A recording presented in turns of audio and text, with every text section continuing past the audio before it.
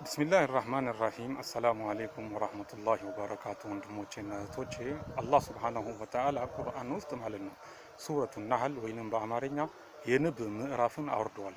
ይህ የንብ ምዕራፍ 16ኛ ምዕራፍ ላይ ነው ያለው። ይገርማችኋል አላህ 16ኛ ቁጥር ላይ ሲያስቀምጥ የንብ ምዕራፍን እንደዚሁ በቀልድ አይደለም፣ ምክንያት አለው።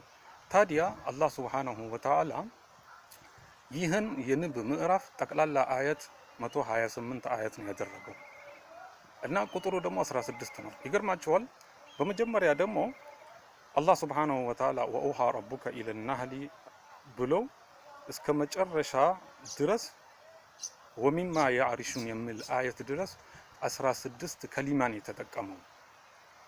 ሶስተኛ ደግሞ 16 የአረብኛ ፊደል ነው የተጠቀመው። ይገርማችኋል ታዲያ ዘመናዊ ሳይንስ ደግሞ ንብን ሲመረምረው የንብ ክሮሞዞም 16 ሆኖ ነው ያገኘው ማለት ነው። እንደሚታወቀው የሰው ልጅ የሚፈጠረው ከ23 ክሮሞዞም ነው።